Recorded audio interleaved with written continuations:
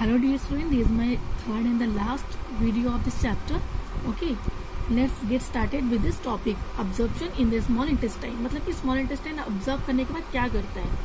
तो the digested food can now pass through the walls of the intestine into the blood vessel. तो digested food जो है वो पास होता है वॉल से, यानी कि इंटेस्टाइन के थ्रू से, ठीक है, उसके वॉल से के थ्रू से ब्लड वेसल में. This process is called absorption. तो इसी प्रोसेस को बोलेंगे absorption. The inner walls of the intestine have thousands of finger-like folds called villi, singular villus. तो inner walls होकर वो जो गुजरता है thousands, मतलब कि finger-like folds कुछ है intestine inner walls में, इसको बोलेंगे villus, ठीक है. On the surface of each villus are even tinier folds called microvilli. These folds give a huge area for absorbing food. Each villi has a rich supply of thin blood vessels. The absorbed food minerals are transported to different organs of the body through the blood vessel. These materials are used to build complex substances such as proteins required by the body. This is called assimilation. In the cells, oxygen breaks down glucose into carbon dioxide and water and releases energy. This energy is used for various activities. The undigested food goes into the large intestine.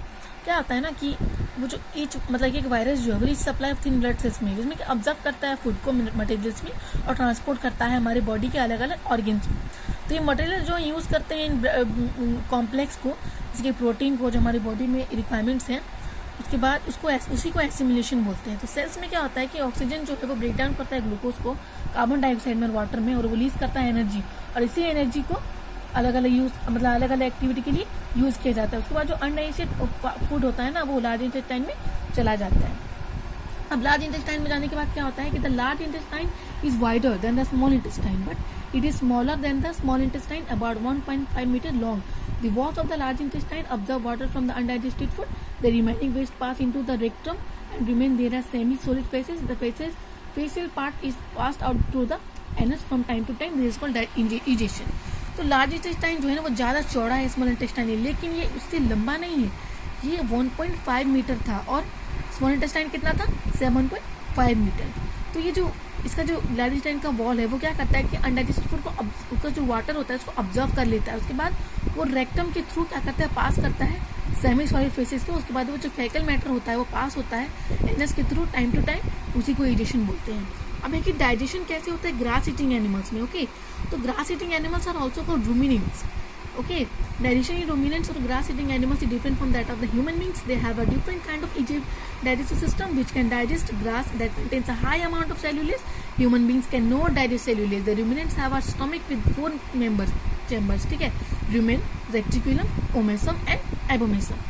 तो digestion in the ruminants take place in 2 phases. तो क्या वो 2 phases है. पहला phase है the ruminants first chew grass hurriedly. This half chew grass reach the first chamber of the stomach called the rumen. तो पहला क्या होता है फेज में कि जो वो ग्रास को जो चबाते हैं वो जल्दी चबाते हैं. उसके बाद उसको वो क्या करते हैं ना कि वो जो हाफ चबा वो ग्रास जो होता है, ठीक है, वो पहुंचता है उसके फर्स्ट चैम्बर में, स्टोमक में, जिसको रूमेन बोलते हैं. तो यहाँ रूमेन में क्या होता है कि बैक्टीरिया और जो अदर माइक्रो ऑर्गेनिम्स होते हैं फूड के ऊपर, there after the food is sent to the next chamber. उसके बाद वो जो फूड बच जाता है वो नेक्स्ट चैम्बर तक पहुंच जाता है, जिसको बोलते हैं रेटिक्यूलम. उसके बाद सेकेंड फेज में क्या होता है ना, फ्रॉम द रेटिक्यूलम से क्या होता है द फूड माने कि जो कर्ड होता है वो फिर माउथ में दोबारा भेजा जाता है. उसके बाद रूमिनेंट होता है, उसको धीरे धीरे यानी कि च्यू यानी कि चबाया जाता है, लेकिन उस समय धीरे चबा जाता है. You might have seen a cow chewing some time all day long. आपने देखा होगा कि गाय जो वो हमेशा पूरे दिन चबाते रहता है. तो वो क्या है, this is nothing but the half digested food called curd. वो कुछ नहीं होता है, वो जो हाफ चबा हुआ जो कर्ड है उसी को कर्ड बोलेंगे. जो पार्ट जो पूरा नहीं चबाता है उसी को बोलते हैं curd. The process is the called chewing the curd rumination. तो उसी प्रोसेस को बोलेंगे चिविंग द कर्ड या फिर रूमिनेशन. मतलब वो जो हाफ जो वो खाना बच जाता है हाफ डाइजेस्टेड फूड, उसी को बोलते हैं. This time the half digestion properly chew food directly enter the third chamber called the omasum. उसके बाद वो खाना कहाँ चला जाता है, थर्ड चैम्बर में, जिसको ओमेसम बोलते हैं.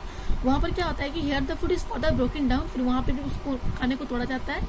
There after the food finally reach the fourth chamber called the abomasum. उसके बाद फाइनली वो कहाँ पहुँच जाता है, फोर्थ चैम्बर में पहुँच जाता है. अब फोर्थ चैम्बर में क्या होता है ना कि in this chamber the food mixes up with various enzymes and digested. उसके बाद वो जो फोर्थ चैम्बर में यानी कि एबोसम में पहुँचने के बाद वो बहुत से एंजाइम्स के साथ मिक्स हो जाता है, जिससे वो खाना पच जाता है. अभी फीडिंग और डाइजेशन अमीबा, अब अमीबा कैसे फीड करता है और कैसे डाइजेशन होता है उसका फूड. तो amoeba is a unicellular organism which can be seen only through a microscope. It has a thin membrane present outside its body and it's called with protoplasm. It has a nucleus and a few vacuoles. It can change its shape when a food particles come near. It develops finger-like projection called pseudopia. Gradually, it stretches to pseudopia. Lopedia around the food. Microscopic plants and animals and a vacuole called food vacuole is created. Amoeba engulf the food into the vacuole. The digestion of food take place in the food vacuole. Amoeba क्या करता है, देखिए ये एक cell का organism है, इसमें बहुत से, इसको माइक्रोस्कोप से ही देखा जा सकता है. ये थिन मेम्ब्रेन में, इसके बॉडी के आउटसाइड में, जब इसके पास एक न्यूक्लियस है वकील नाम का, ये अपना फूड ये है कि अपना शेप को कभी भी चेंज कर सकता है. जब ये खाना देखता है, ठीक है, खाने के पास जाता है तो वो उसका फिंगर लाइक प्रोजेक्शन है, उसको तो सीडोपीडिया बोलते हैं, ठीक है, वो स्ट्रेच होता है यानी फैल जाता है, उसके बाद धीरे धीरे वो अपने खाने को निगल जाता है. This type of digestion that take place with the cell of is called intercellular digestion. ठीक है. After digestion के बाद क्या होता है? The simpler food diffuses into the cytoplasm and undigested food is thrown out of the body.